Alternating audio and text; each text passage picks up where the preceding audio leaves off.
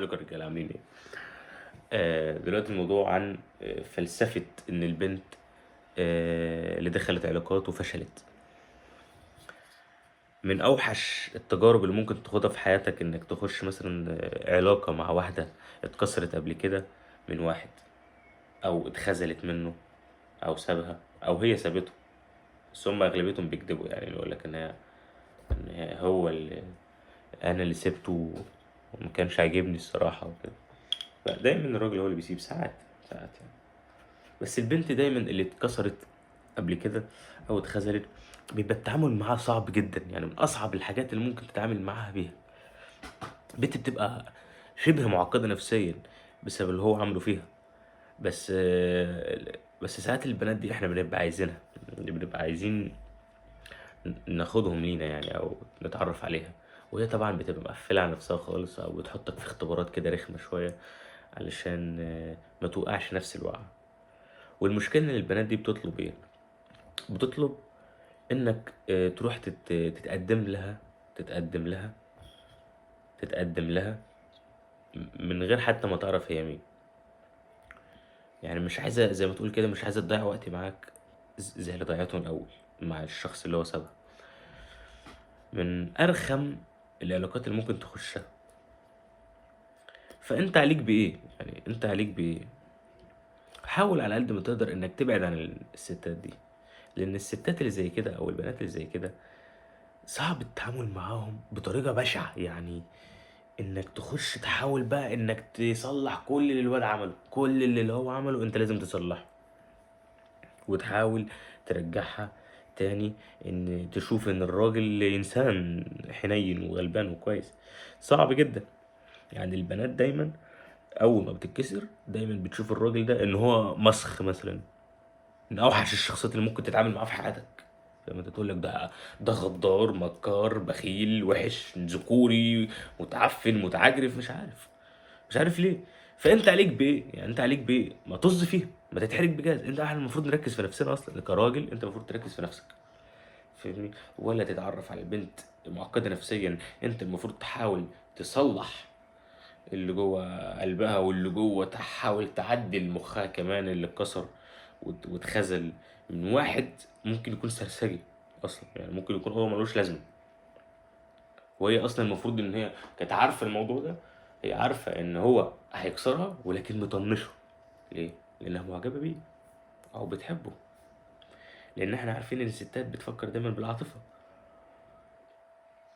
فافضل حل، افضل حل تحل المشكله اللي تقابلك في بنت زي كده، انت حتى لو انت معجب بيه حاول تنفض لها، حاول تدور على واحده تانية. مش لازم دي، يعني مش لازم، مع انك انت ممكن تحلها.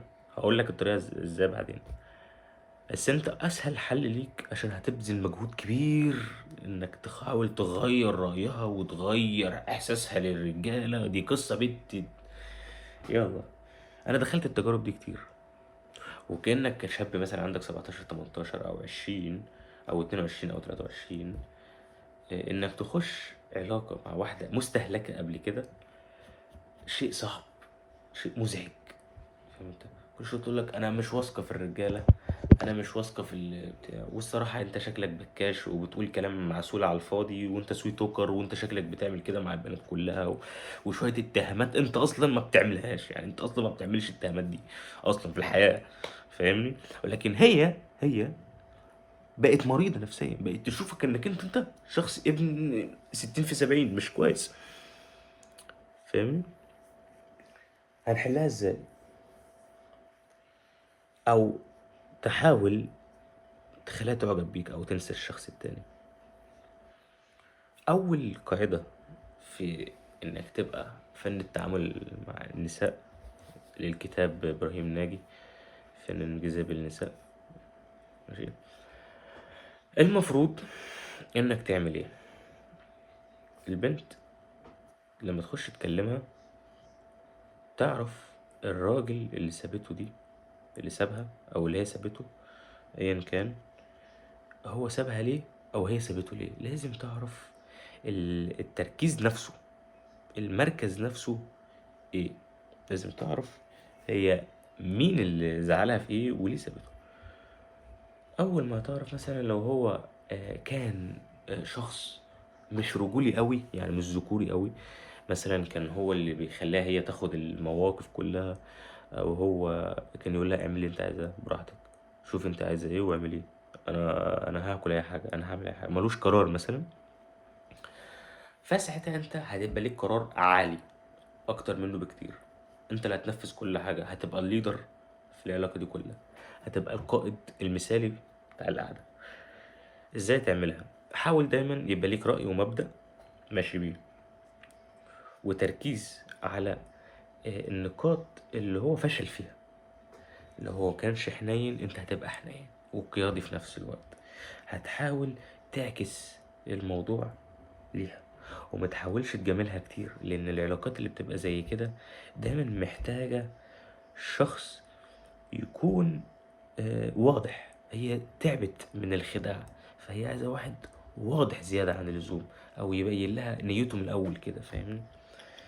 فلازم تبقى واضح، ما تقولش كلام معسول كتير.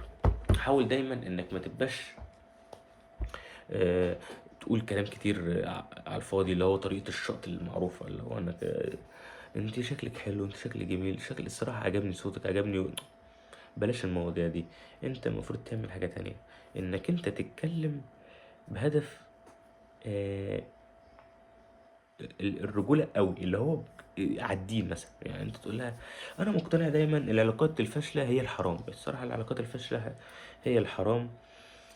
آه، والعلاقات اللي بتبقى بينك وبين من غير يعني جواز رسمي ومن غير خطوبة رسمية او حاجة رسمي دي حرام. انا مش متفق معاه، هتشوفك انك انت راجل كويس، فاهمني؟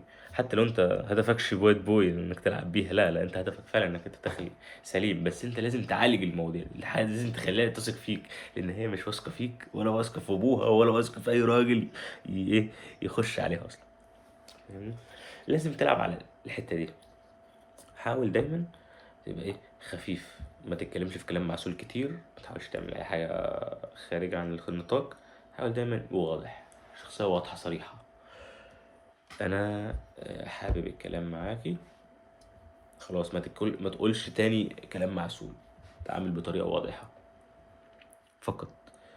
ازاي؟ هو انك تخش عليها كده، عامله ايه، ازيك، اخبارك ايه، آه انا الصراحه معجب بيكي، معجب بطريقه كلامك، ماشي في موقع كذا، او هي لو بتنشر بوسترات او بتنشر بوست بتنشر صورة، الصراحة شكلك حلو، فاهم؟ خلصنا الكلام المعسول مرة واحدة بس، ما تقولش كده كتير كلام معسول، ما تقولش تاني خالص يعني. استنى بقى ايه الواضح بقى.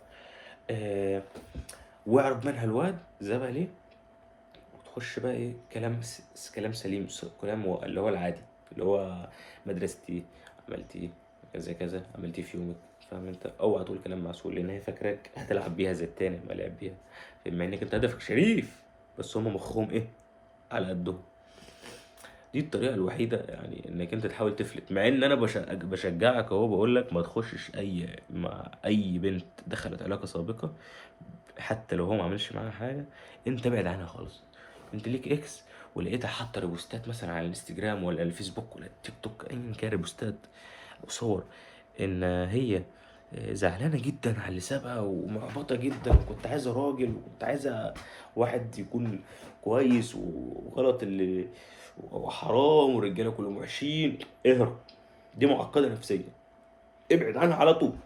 مش ناقصة وجع بيضان، مش ناقصة وجع بيضان الصراحة. فمن غير كلام كتير، حاول تبعد عن الستات اللي زي كده، معقدة نفسيا، ابعد عنها. مش ناقصين ايه نوش، احنا عايزين فلوس، عايزين ثقة في النفس، عايزين جسم كويس. الوقت اللي احنا فيه ده وقت صحة، فلوس، ونسوان.